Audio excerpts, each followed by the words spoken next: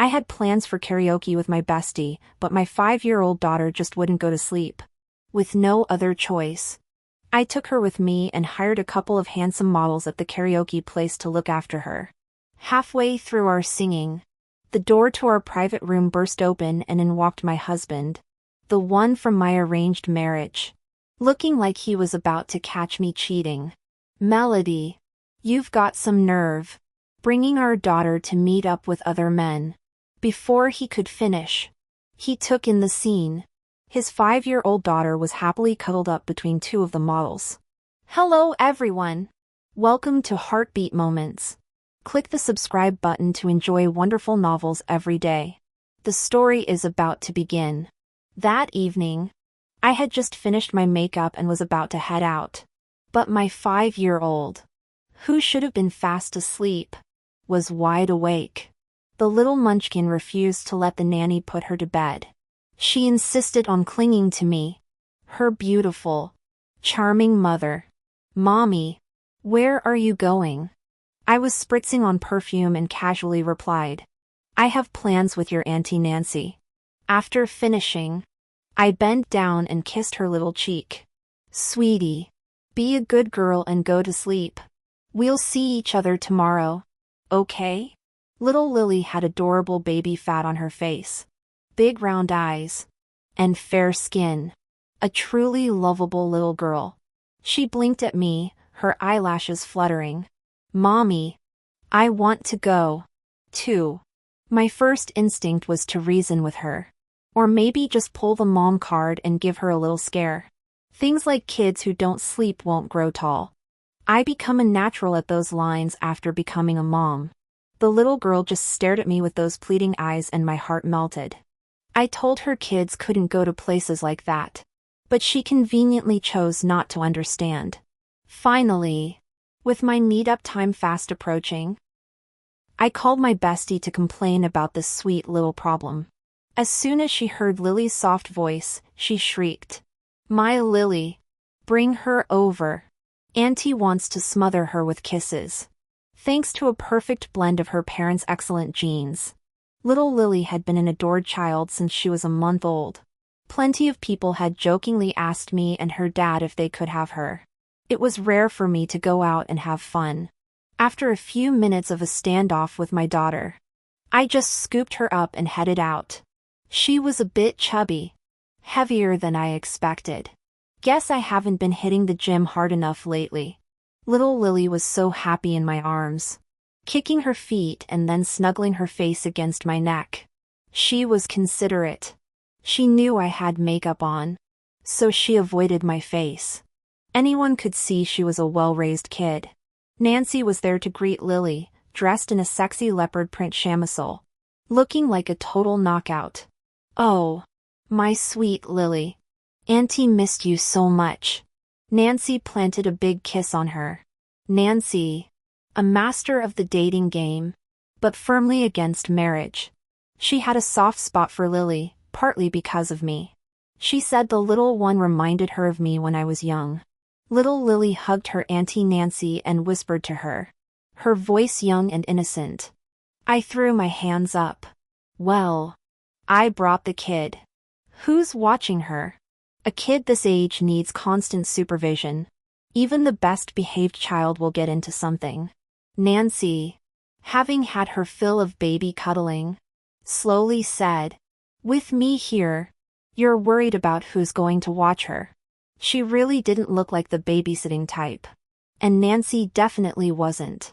A few minutes later, the room door opened again, and a line of young, handsome guys dressed like butlers appeared, all easily over 6 foot tall. Each one had broad shoulders, long legs, and sharp features. Nancy scanned them, then pointed twice, picking out 2 who were exceptionally good-looking. I nearly choked on my own saliva. "Nancy, have you forgotten I'm married? And in front of my kid."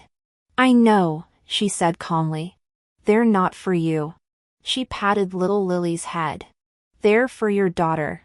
Nancy turned to the 2 impeccably dressed models. "Thanks for helping us out with the kid." The models froze. probably never imagining their job would involve babysitting. "Ma'am, you hired us to entertain a child." Nancy just hummed. "Is there a problem?" And no. Nancy patted Lily's cheek. "Sweetie, go play with these two uncles. Your mom and I are going to sing." Little Lily was very obedient and not shy at all, which made the two models, who were probably planning to work their usual charm, a bit awkward. And so, NY's and my night officially began. Microphone in hand. Tonight we were seasoned musicians. Karaoke, humanity's key activity for relieving stress, finding joy, and incidentally, losing some weight. Once we started singing, we went all out, forgetting everything else. The flashing lights in the room were like stage lights, and holding the mic made you the star. I glanced over at my daughter occasionally and saw her having a great time with the two models, completely unfazed by our performance.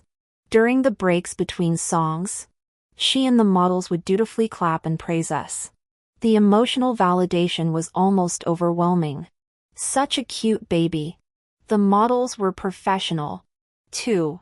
When they heard us screeching high notes, they'd thoughtfully cover Lily's ears. On the table were the drinks Nancy had ordered, plus an out-of-place bottle of milk meant for the little one.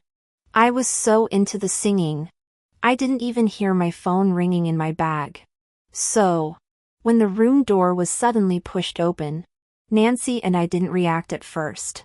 The backing track was still playing. I looked towards the door, frowning, wondering who was rude enough to barge into someone's private room. But when I saw who it was, I froze. A man in a sharp suit stood in the doorway, his bone structure impeccable, his deep-set eyes glinting coldly. His hands hung by his sides, his well-defined fingers drawing attention. On his left ring finger was a diamond-studded silver wedding band, a match to mine. My supposedly out-of-town, arranged marriage husband was standing there looking like he'd caught me red-handed. "Melody, you've really outdone yourself, bringing our daughter here to meet up with strange men." Before he could finish, he'd already taken in the scene. Me and Nancy holding microphones and little Lily, his daughter, surrounded by the so-called strange men. The two models, still diligently babysitting, looked utterly confused. The little girl's father's gaze swept over their faces, sharp as a knife. Little Lily, oblivious, suddenly saw her dad, who'd been away for days, and her eyes lit up. "Daddy!" The little girl hopped off the sofa and ran to her dad, arms already outstretched. The man, who had been scowling, softened his expression in an instant and bent down to pick up his daughter. Little Lily was a master of charm and very good at expressing herself. "Daddy, I miss you so much." Alex usually came off as cold, a bit standoffish. I used to think he was quite arrogant. But after we had a child, that filter disappeared. Alex had tried to be a strict father, but he failed. Right now, though, he was still trying to sound like one. "Lily, you should be at home asleep at this hour, not out fooling around with your mother." "But I'm not sleepy, Daddy," the little girl said clearly, not forgetting to plug us. "Mommy and Auntie Nancy sing so well." Alex's gaze shifted back to me. I felt a little guilty, and Nancy beside me looked even more shifty-eyed. It was just that Alex was 2 years older than us, and he'd always been that perfect kid everyone's parents compared you to. Even though we were peers, Alex just had this intimidating aura. When I was a teenager, seeing him felt a bit like seeing a teacher. I never imagined we'd end up sleeping in the same bed and having a kid together. I'd gotten over that perfect kid intimidation factor with Alex. But that didn't mean Nancy had. The two models stood up, looking as awkward as if they were the ones caught cheating. I finally spoke to Alex. "What are you doing here?" The fact that he'd cut his business trip short was surprising enough. Alex looked at me, his face blank. "I heard you took our 5-year-old daughter to a place like this and weren't answering your phone." I came to see how wild you were getting." He was clearly being much more diplomatic now. His earlier entrance hadn't suggested such polite concern. "How did you know I was here?" Hearing that, Alex glanced in NY's direction. Nancy gave a sheepish smile. "I just posted on my socials." Then she gritted her teeth and quickly mumbled, "Forgot to hide it from your husband." It was perfectly normal for my husband and my best friend to have each other's contact info.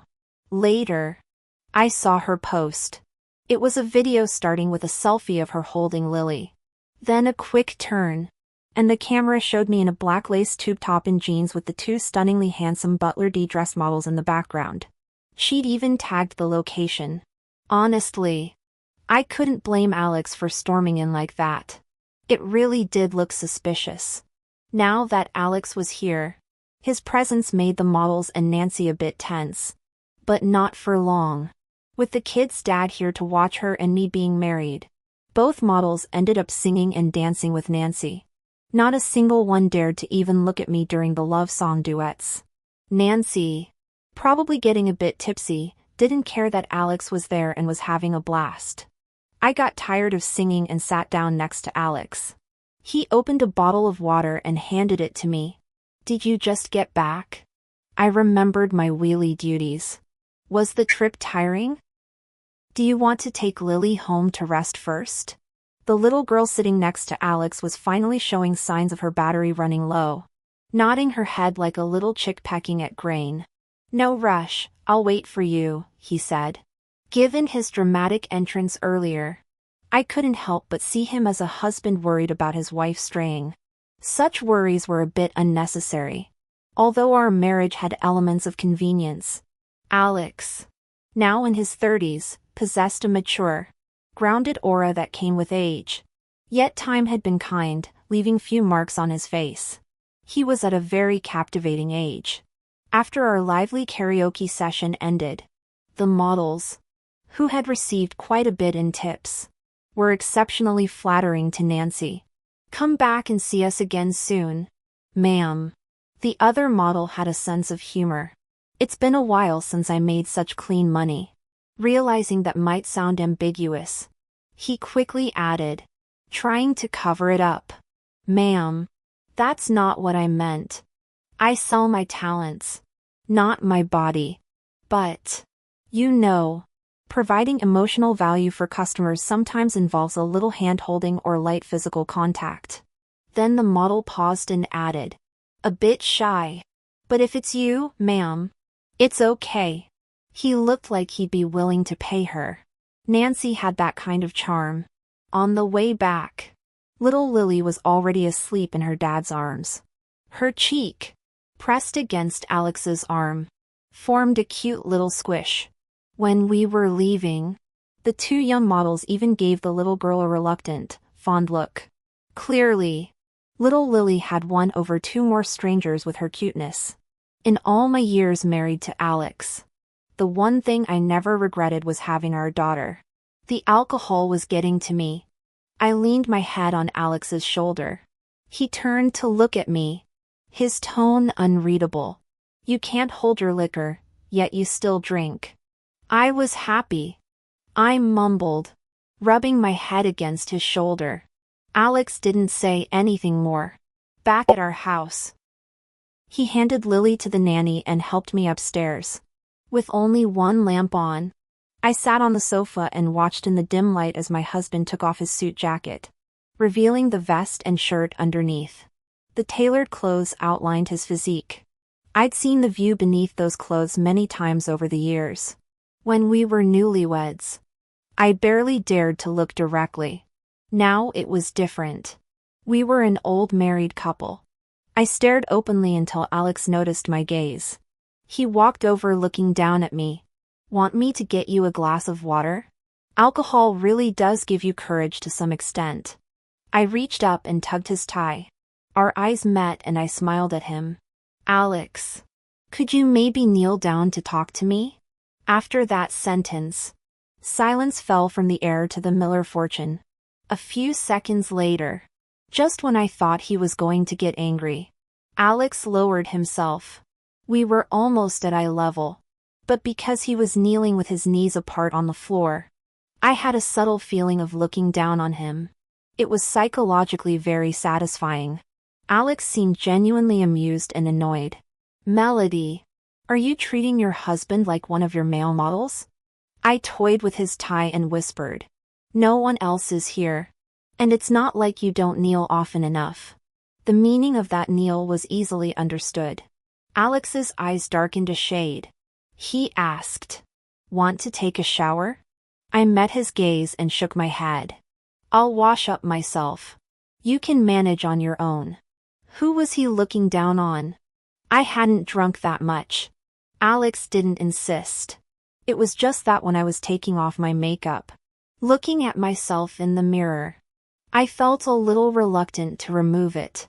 They say makeup looks its most beautiful right before you take it off. I totally agree.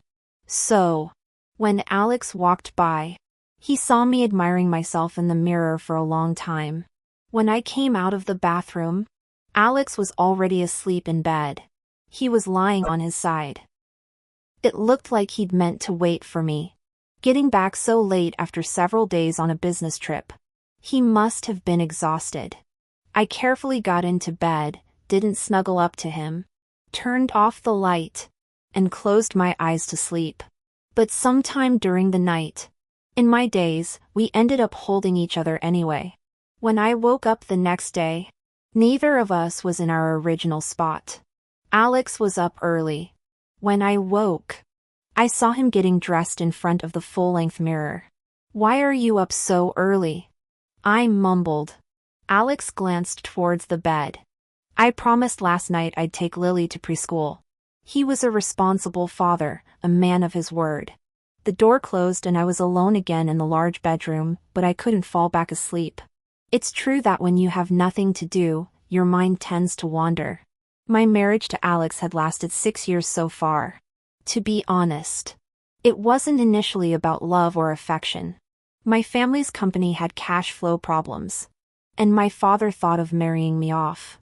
I was constantly being set up on blind dates back then. There was nothing I could do. I hadn't even graduated college yet, and just the threat of cutting off my allowance was enough to make me comply. Of course, I also had a half-sister, just a year younger, who didn't face this problem. My mom passed away young. Even if she knew her husband wasn't exactly faithful, she probably never imagined that shortly after she was gone, another woman would walk in pregnant with another daughter in tow. I was too young then. As my guardian, my father also took control of the inheritance my mom left me. What made me agree to the blind dates besides the threat of cutting me off was my mom's inheritance. My calculating father promised to give it to me as a dowry. A business marriage. Well, it wasn't a big deal. You could always get divorced after a while. But Alex was an unexpected delight, compared to all the other unsuitable guys. He was a clear winner. If I had to get married, even a fool would pick the best option. Back then, I overcame my awe of this golden boy and actively pursued him for a while. Alex was 24 at the time, already involved in his family's business. He was an only son, the undisputed heir to the Miller fortune, with impeccable looks, physique, education, and wealth. With all those trump cards in his external conditions, would have accepted it even if he were impotent. However, after our wedding night, Alex proved himself otherwise. It was just that when we were about to get married, my half-sister seemed like she could have bitten through steel. She had always liked to one-up me and everything since we were kids. I was grateful to Alex. After our engagement was set, the Miller Company confirmed a partnership with my family's company. My father's urgent problem was solved, and it seemed under his wife's influence.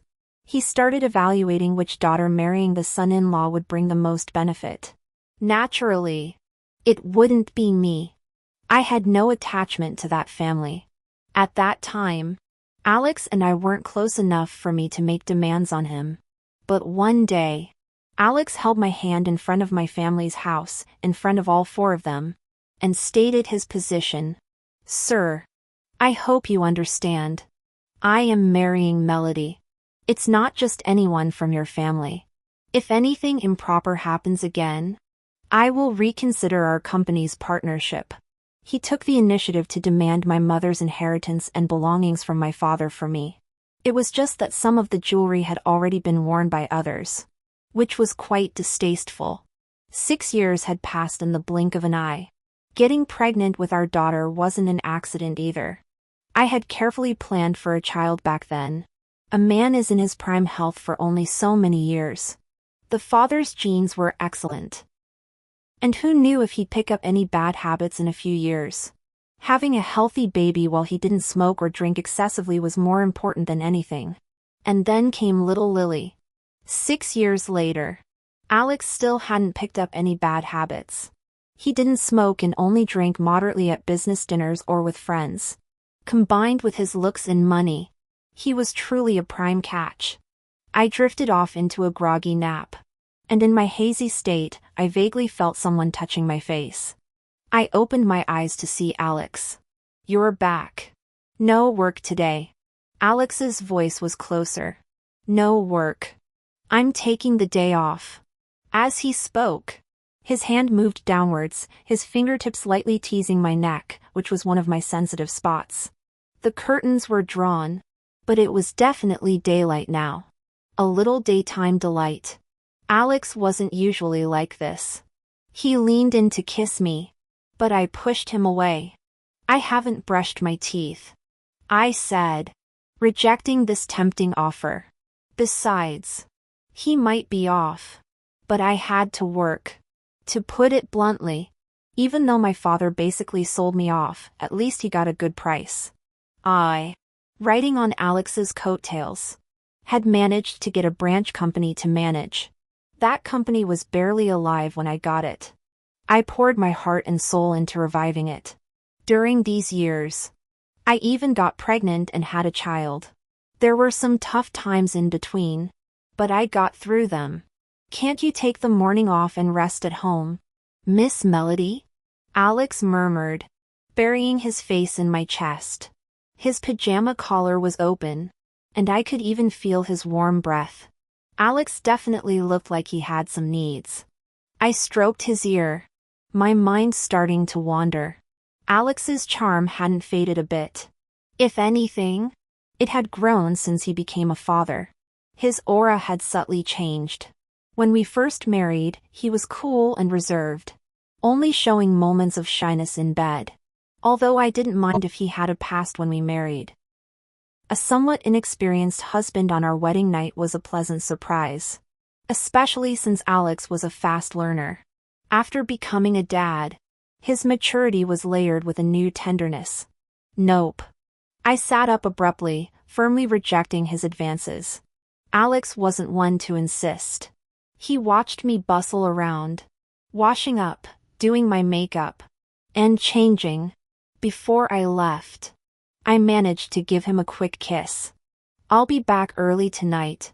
On the way to the office, I got a call from my assistant who updated me on some company matters, especially about my half-brother, Leo.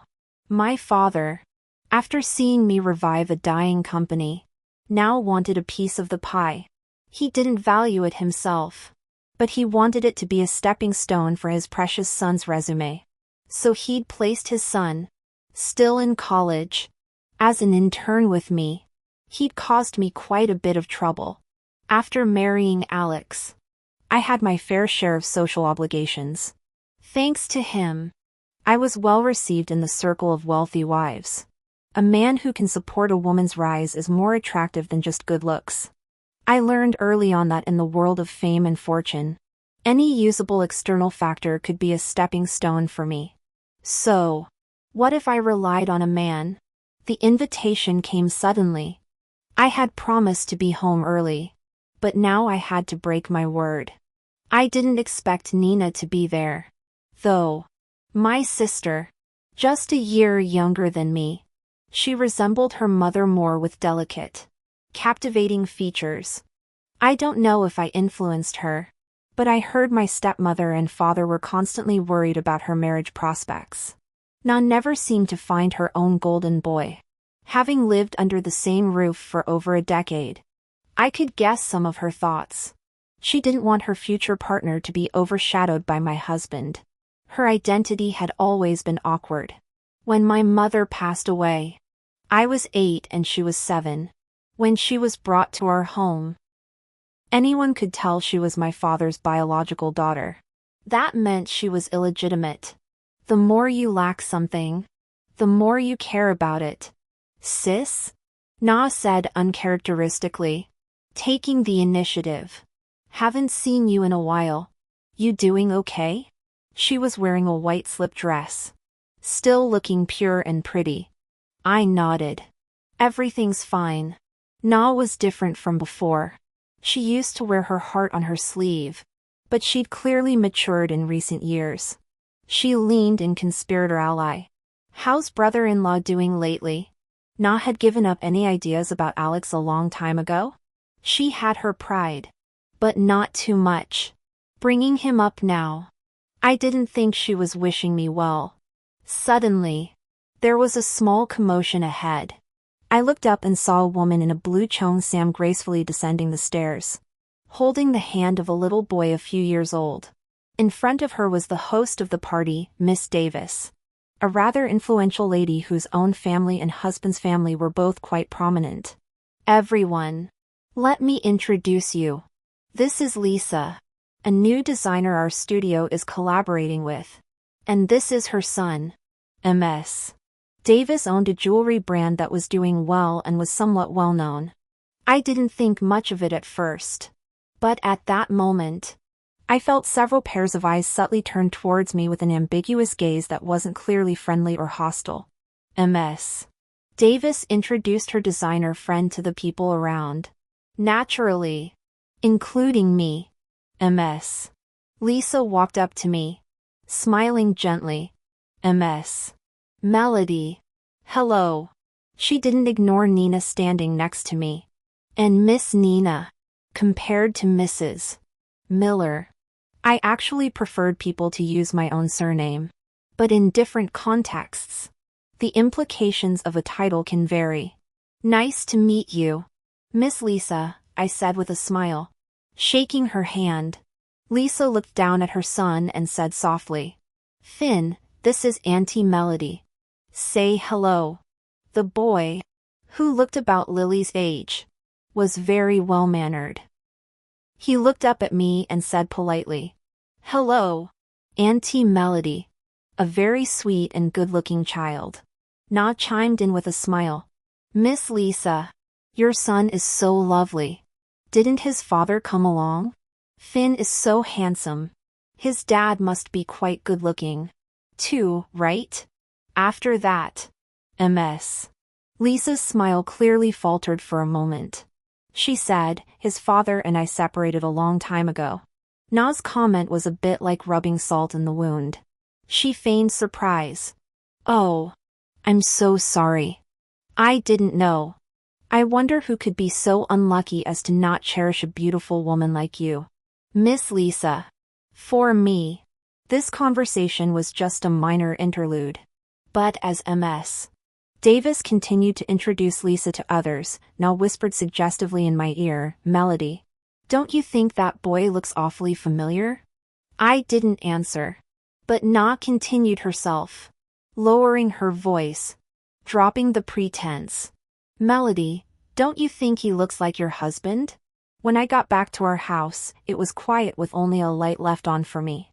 Little Lily was clearly already asleep. She was at that energetic stage, and her toys were scattered all over the house. I opened the door to her room and peeked in. Just one glance made me instinctively hold my breath.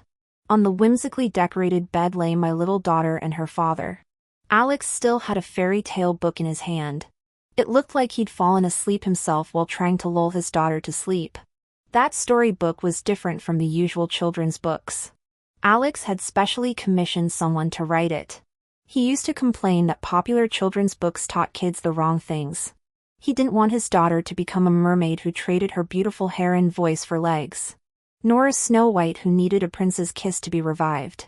Little Lily's father taught her that no one was worth sacrificing herself for, and that in this world, no one would love her more than her parents and herself.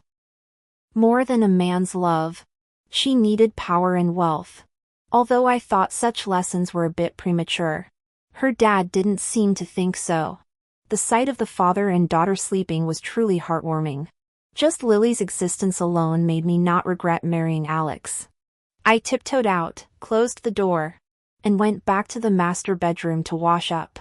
But when I came out, Alex, who had been asleep in the kids' room, was propped up in our bed, waiting for me. Our eyes met. His gaze didn't change as he waited for me to walk over to him. Even after 6 years of marriage, Alex's slow, captivating changes over these years were always mesmerizing. A flurry of wet kisses, his touch growing bolder, warm breath that sent shivers down my spine, a tangle of limbs, sticky and moist. It was an intoxicating, dizzying haze. In the dim light, Alex's features looked even more captivating. My mind went blank for a while. All I knew was receiving his kisses and touches, the tears welling in the corners of my eyes, wiped away by his warm fingertips. Alex used to ask if I was uncomfortable, but now we knew each other's bodies. He knew what it meant. He whispered in my ear, describing the changes in my body, his voice calm yet sending tremors through my heart. This wasn't the time to bring up other topics. But I inappropriately remembered tonight's party. Alex, would you want other children? As the words left my mouth, Alex's movements paused. He straightened up slightly, his gaze drifting down to my lower abdomen, where a faint, almost invisible scar lay. His thumb gently rubbed over it. You want to have another one? He asked. Alex's expression didn't look like there was a problem, but he was clearly considering the possibility of a second child. Lily is already 5. Adding a family member is a decision we should discuss with her, Alex said. We can talk about this later, he murmured, lowering his head. Don't get distracted now. Alex had been absent for over a week due to his busy work schedule, and tonight he was making up for lost time. At the company, I had just handed a big project to Leo, wanting to see what he could make of it. So, the next day, I decided to take it easy and stay home. Unexpectedly, Alex also didn't go to work. I woke up at 10 o'clock, vaguely remembering that around 7 o'clock, little Lily had run to my bedside before leaving for school and enthusiastically given her sleeping mother a good morning kiss. Alex was standing by the French windows, looking at something outside, but he was wearing a black tank top, and the fabric clung to his very eye-catching physique. His waist was narrower than his shoulders, but very strong. Scenes from last night replayed in my mind. I even felt a little weak in the knees and a tingly pleasant sensation welled up inside me. Alex turned around at that moment. Awake? He walked over, sat on the edge of the bed, and naturally rested his palm on my leg. Any plans for today? Alex asked. If not, get up, have something to eat, and maybe we can go shopping. Shopping?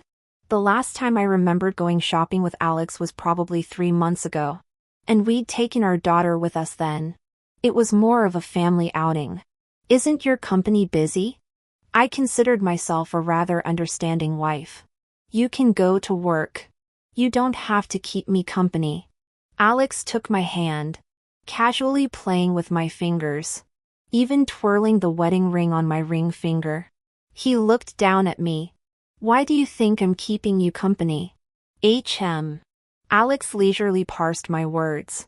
The word accompany has a sense of obligation. But I'm inviting you on a date. Being with you brings me pleasure, too. He made his meaning clear. A very heart-fluttering way to put it. So, I gladly accepted. After having a child, couple time definitely decreases. But children bring a different kind of happiness. You win some. You lose some. That's the way of the world. Moments like this out on a date with Alex were rare. I thought I probably looked pretty cool swiping the card, even though it was his card. Well, Alex was better at being born rich. He was indeed much wealthier than I was. We happened to be in a luxury store that had new bags. They looked nice. I picked one up to try it and turned to Alex. "Which color do you think looks better?" Alex studied them for a moment. Then couldn't pick. "Just buy them all. They look good." Suddenly, a woman's voice called out from nearby. "Alex." I followed the sound and saw a gentle face. It was familiar. Lisa, whom I had just met last night. MS. Melody is here, too. Her outfit today was noticeably more vibrant than last night's. She was dressed in very soft pink colors. "Ms. Lisa." She greeted me first and I responded politely. Alex turned to me. "You two know each other." Two. Lisa chuckled. "We met last night." She glanced at the bag in my hand. "MS. Melody has good taste. I quite like this bag, too. Would you mind if we had the same one?" The dynamic between women can be very subtle. If Nancy had said she wanted the same thing as me, I wouldn't care if she just took mine. Or if someone on the street asked about a matching item, I might even be pleased. But right now, there was a peculiar taste to it. Do as you please. I didn't change my mind about buying it because of this chance encounter. I looked at Alex. He seemed normal. Just as I was about to pay, I faintly heard the saleswoman's apologetic voice from behind me. "I'm sorry, ma'am, but the last brown one of this style was just purchased by that lady. My card was already out." Footsteps approached from behind and Lisa called out to us. "Alex. Miss Melody. I really like the brown one and it's the last one. Could I please ask you to let me have it?" She asked politely. "As compensation, how about I buy the other bag from Miss Melody?" The bag wasn't outrageously expensive. Not to the point where I couldn't part with it. But that didn't mean I just give it away. I was silent for a few seconds. Then I saw Lisa's eyes turn to Alex. "Sorry, Miss Lisa. I really like this bag, too. I can't let you have it." The next second, I signaled the saleswoman to swipe my card. Both bags were mine. "Let's go." I took Alex's arm and walked out under Lisa's gaze. After walking a fair distance, I stopped and looked at Alex, suddenly saying, "I'm tired of shopping." Alex didn't seem to notice anything amiss. He said, "Then let's go eat." Meeting Lisa while shopping that day was just a small incident until that evening when I saw her social media post. We had added each other on socials the night before. She initiated it and I had contact info for most people at the party. So one more didn't matter. Lisa's post was a photo of herself in today's outfit with a bag on the table. It was the last brown one I had bought today. Judging by the likes and comments, we had quite a few mutual friends. Someone in the comments asked which store still had this bag. Lisa's reply was, "It was a gift from a friend." Alex was in the study handling business.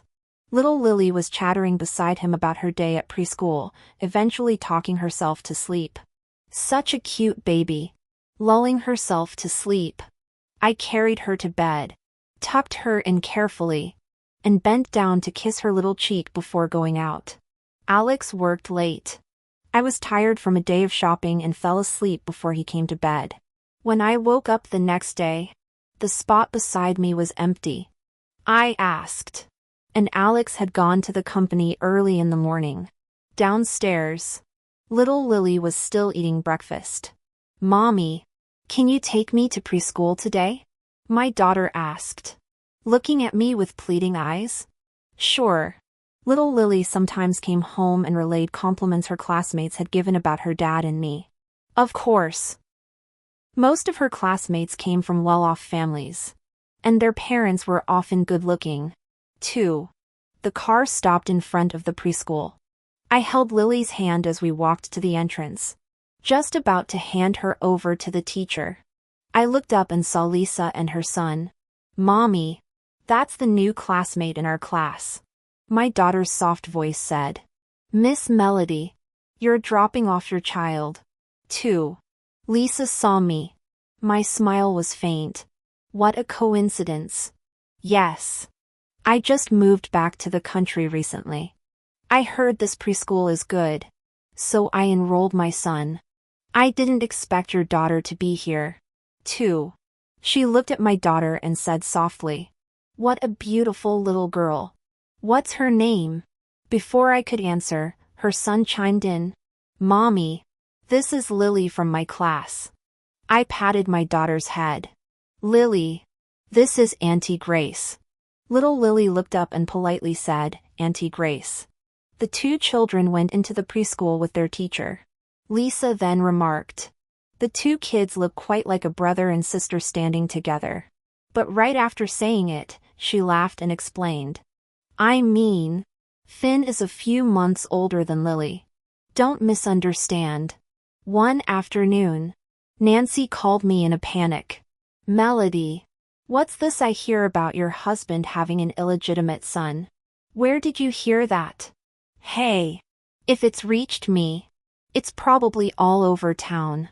People just aren't saying it to your face." She sounded furious.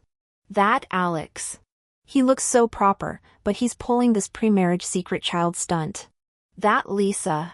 She's from the Lisa family of Prosperity Corporation. She's the granddaughter of the big boss there. Her mom died young and she was later taken back and had her name changed. She used to hang out with Alex and his crowd. Alex and I were only nodding acquaintances before, so I didn't know his entire social circle inside out. I didn't care how many exes he had, but an illegitimate child was a no-go. But I wouldn't condemn my husband based on baseless rumors. Lisa's social media kept updating. This time, the photo included a man's hand. The lighting was dim, but the watch on that hand, Alex had one just like it. It was an old one, a collector's item, hard to find now. Alex liked that watch and wore it sometimes. Na had been quite idle lately, enjoying sending me snide remarks. My father probably listened to her and specifically called to tell me to keep a tight leash on my husband and to urge me to have a second child. Or more bluntly, to have a son. Alex came home very late that night. I knew I needed to find time to talk to him. But before that, I also had to consider all possible scenarios. I was used to thinking about the worst case outcome. But before I only had to consider myself. Now I had to consider my daughter. Before I could have an open talk with Alex. The weekend arrived and we took Lily to his parents' place for dinner. When Alex's mother, Mrs. Miller, saw Lily, her face lit up. "Oh, Grandma's little sweetheart. Let Grandma hold you." Lily had been a charmer for a long time. She was deeply loved by her grandparents. Mrs. Miller was well preserved, looking only to be in her 40s. When we got to the restaurant, my father-in-law slowly returned with his fishing gear. After semi-retiring, Mr. Miller's life was exceptionally leisurely. The Miller family didn't have strict rules about not talking during meals. At the table, my mother-in-law looked at me and her son for a long moment before finally speaking. "Alex, Melody, when are you planning to have another child?" The topic of having more children wasn't new at this dinner table. Alex and I had Lily a few months after we got married. Before Lily turned 3, my in-laws hadn't mentioned a second child. They brought it up twice in the following year. But Alex had deflected it. He neither said yes nor to having another. But today they seemed quite serious. Little Lily sat between her grandparents, being fed from both sides, though she could already eat by herself. The doting of grandparental affection was obvious. While waiting for her son and daughter-in-law to answer, Mrs. Miller didn't forget to look down and ask her granddaughter, "Lily, do you want a little brother or sister?" "Mom," Alex finally spoke. "Why are you asking Lily? What does she know about what having a younger sibling means? Mrs. Miller said. What could it mean? She's a little girl.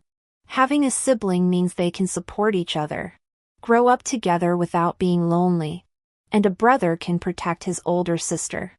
Alex was silent for a moment, then continued.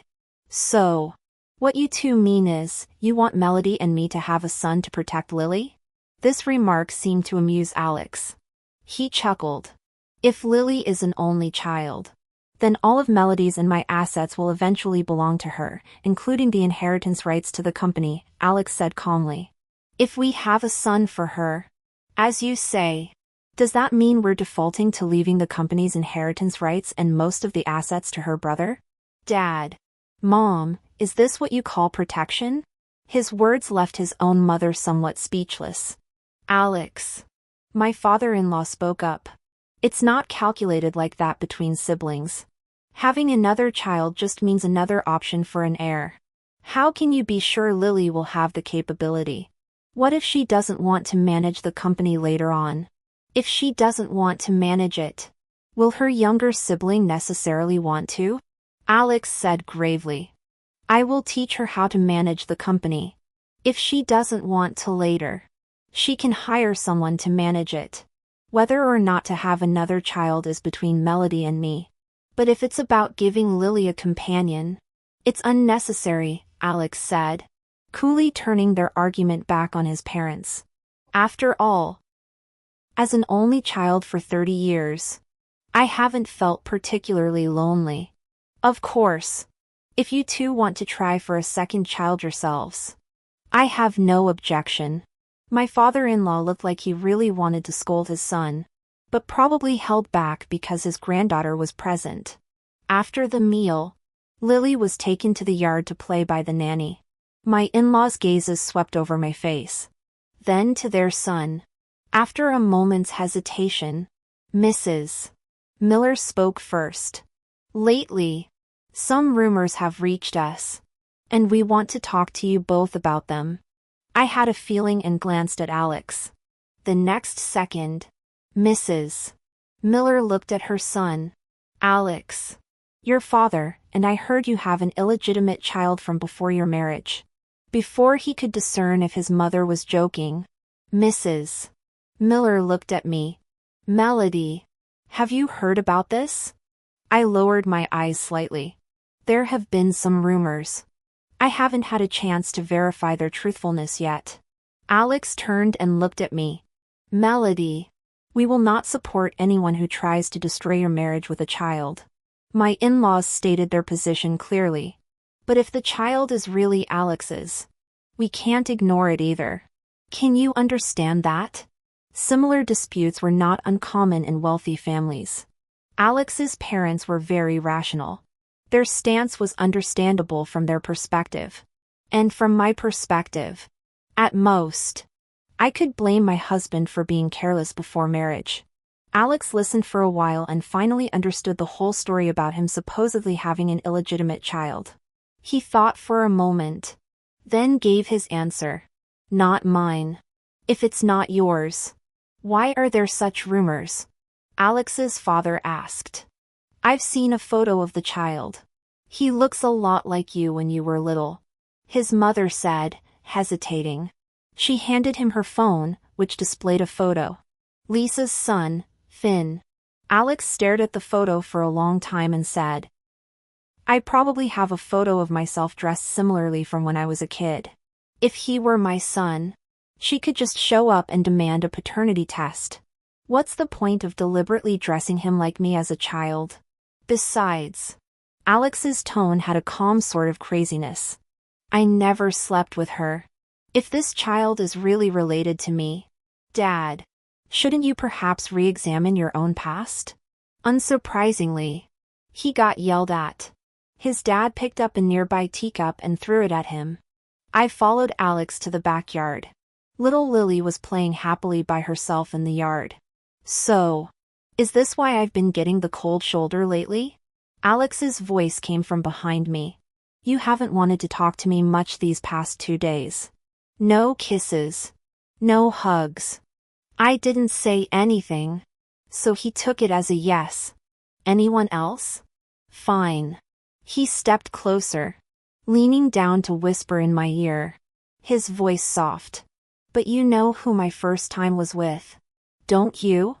I looked up at him for a long moment, then squeezed out. Who knows if you were just pretending?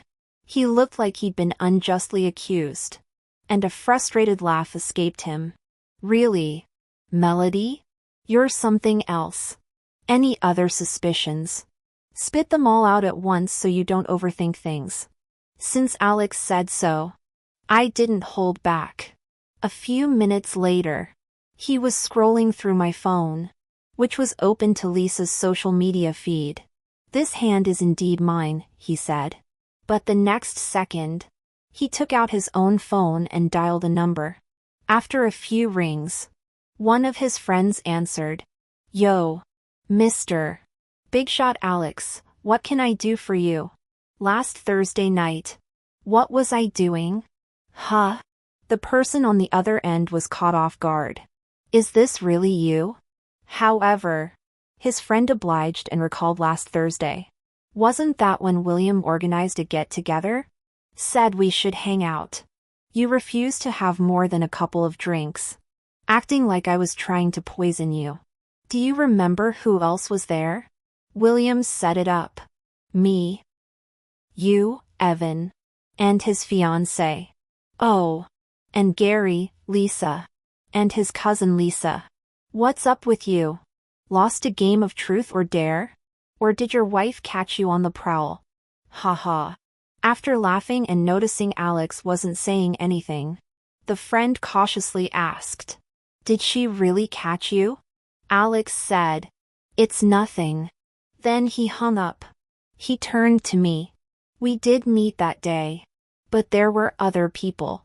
As for why her son coincidentally transferred to this preschool, I don't know, Alex said, pausing. My relationship with her isn't that close. That statement was a bit of a stretch.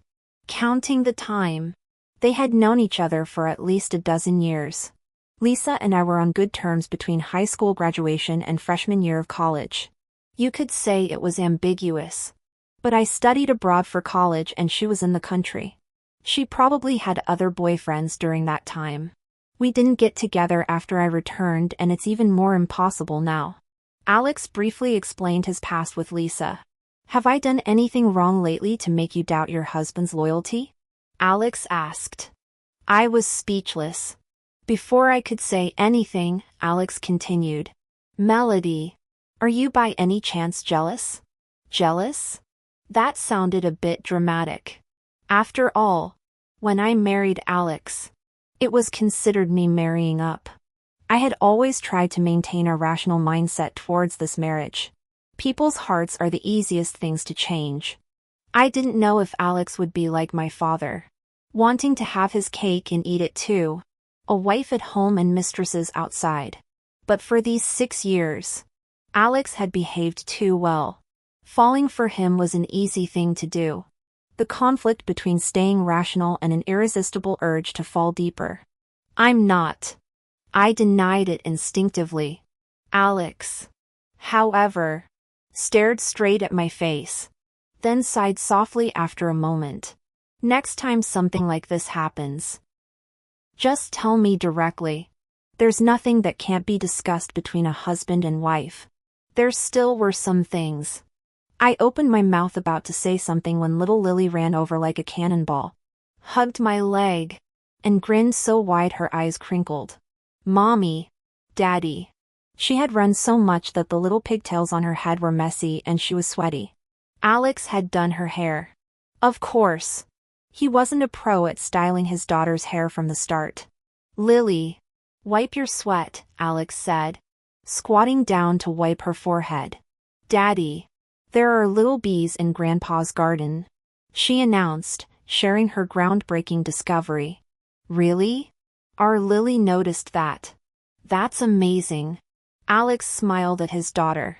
But be careful. These stings hurt a lot.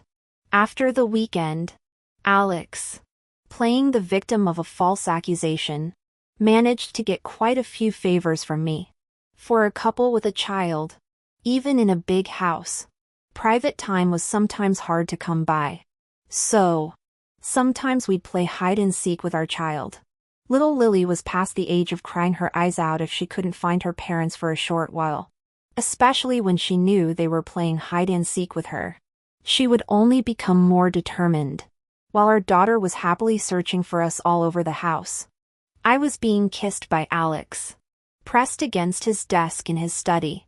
In a gap between kisses, I accused him. "You're breaking the rules. Didn't you tell Lily the study was off limits for hiding?" "She doesn't need to know," Alex said, busy with his own agenda. "If we don't tire her out a bit, she'll be up all night again." We had agreed on just kissing, but our breathing grew heavier. Little Lily's footsteps pattered past the door. I felt an inexplicable nervousness and tried to push Alex away. But he held me even tighter. Alex's study was somewhat sparse. Not many things, and most of them were work-related. But when he took something out of his pocket, I froze. "I'll be quick," he coaxed softly. That subtle thrill of a clandestine affair strangely emerged between us. A legally married couple. Unbearable. I was still worried about our daughter outside. Yet, the man in front of me constantly pulled my attention back.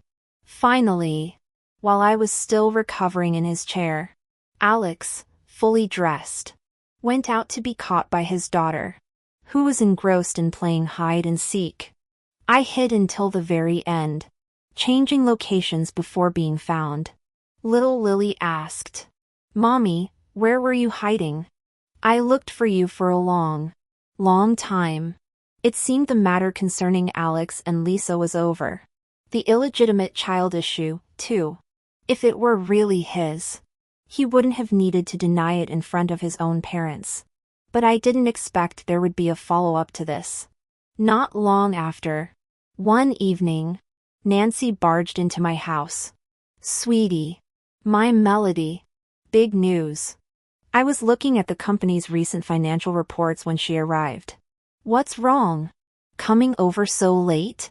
Nancy looked left and right. "Is your husband home?" "Not back yet." The next second, Nancy shoved her phone in my face. "Remember how they said Lisa's son was your husband's illegitimate child?" Her eyes were gleaming with the excitement of someone who'd just gotten major gossip. Plot twist. The kid isn't your husband's. "Oh. You know those guys your husband hangs out with, William from the Way family?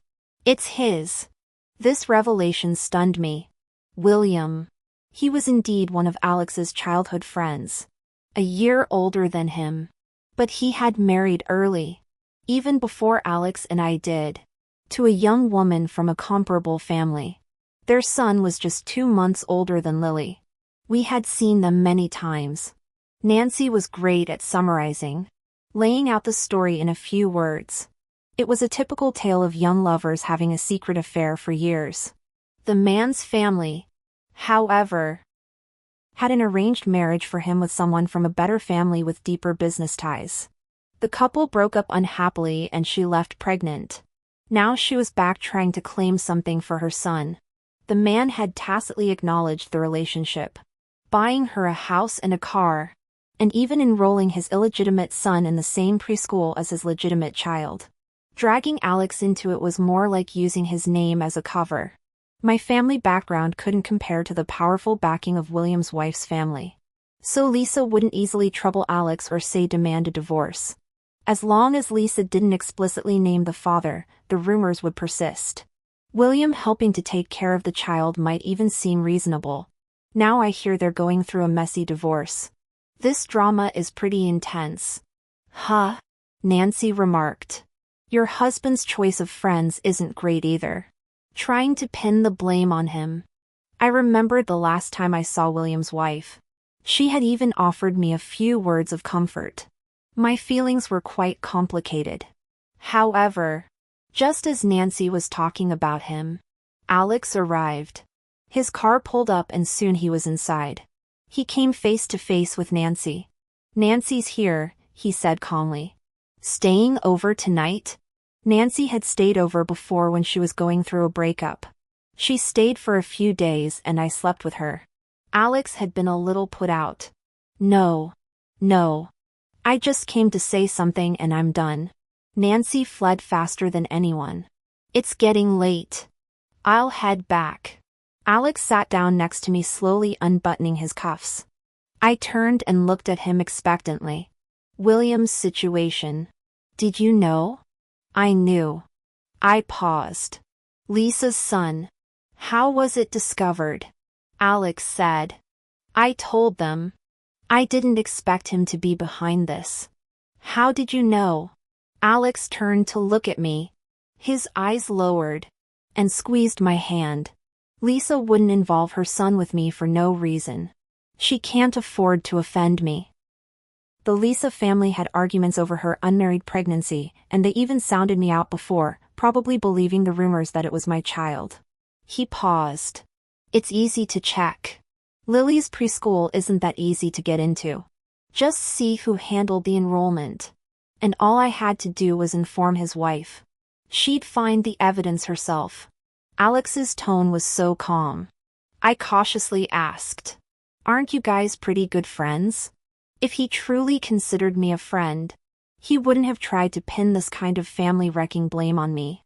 Alex said, "Besides, I get along quite well with his wife, too.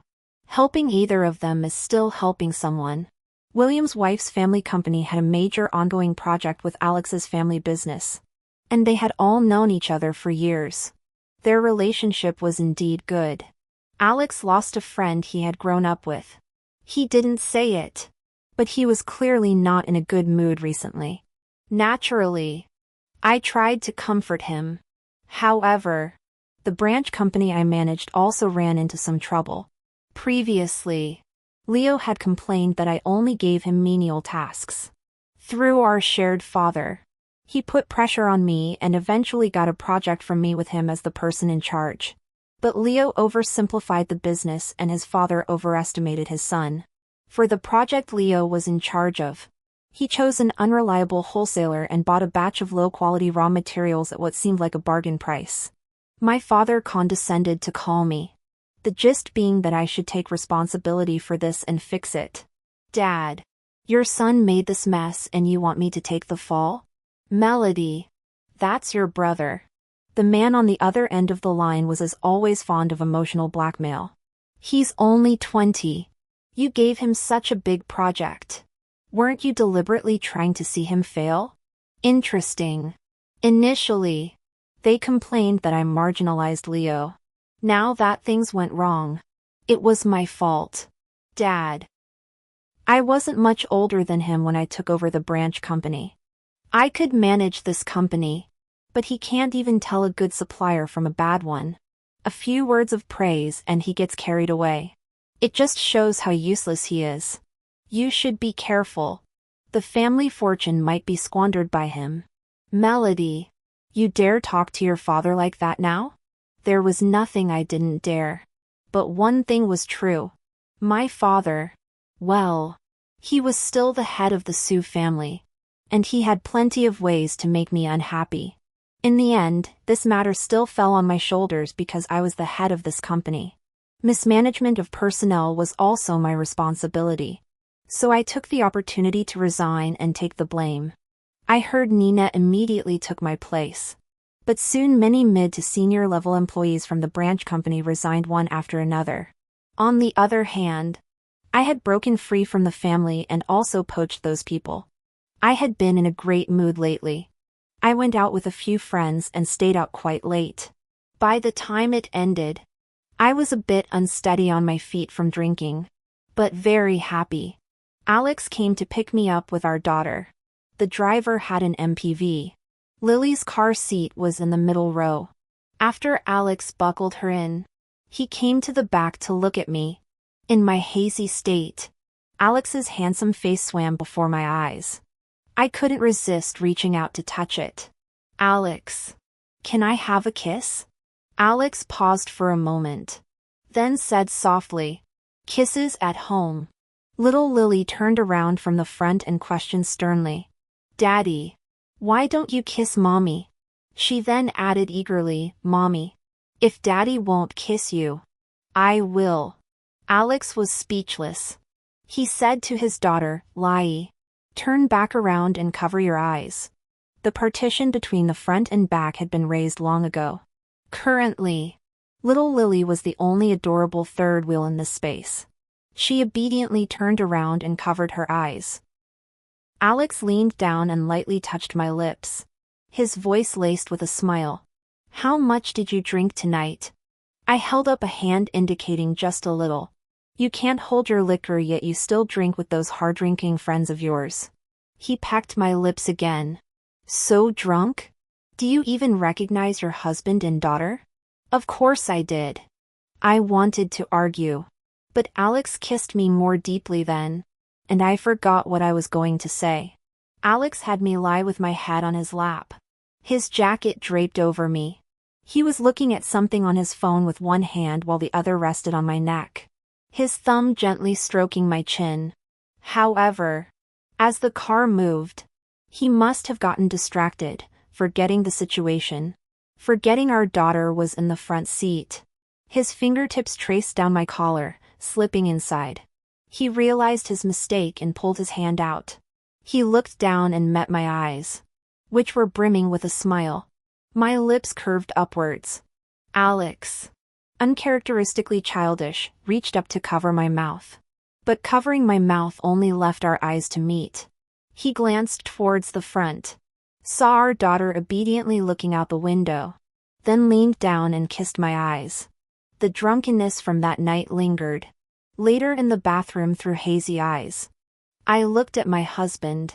In a moment of infatuation, I blurted out, Alex, I really like you. He looked down at my face. Drunk talk or heartfelt words? I pressed closer to him and whispered, You don't believe me? He responded. Say it a few more times. Maybe then I'll believe you. His words said he didn't believe me. But after every confession, I could feel his reaction. Before falling asleep, I heard someone whisper in my ear, I love you, too. Alex's epilogue. Melody always thought our connection came from a blind date. That's not entirely accurate. The person who was supposed to be at that blind date table back then was someone else.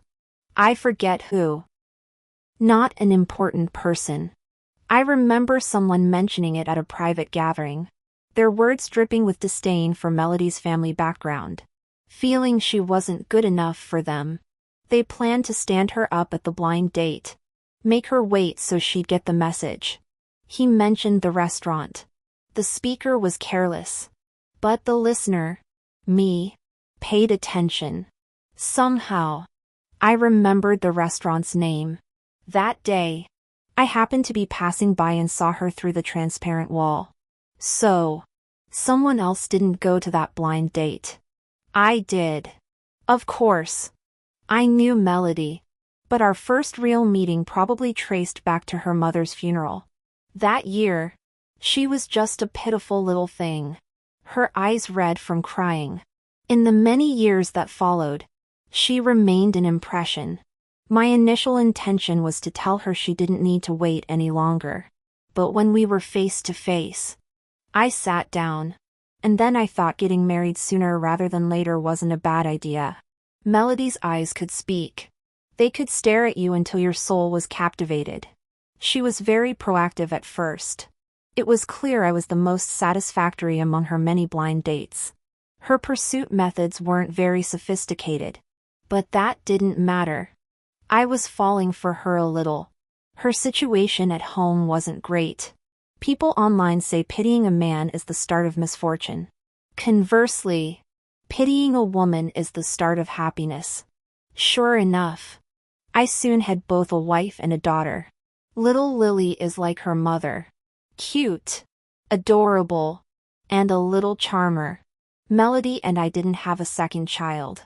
But when Lily was 6, she found a stray white kitten next to a trash can outside, brought it home, and announced she was a mom. Melody and I simultaneously became a grandpa and grandma.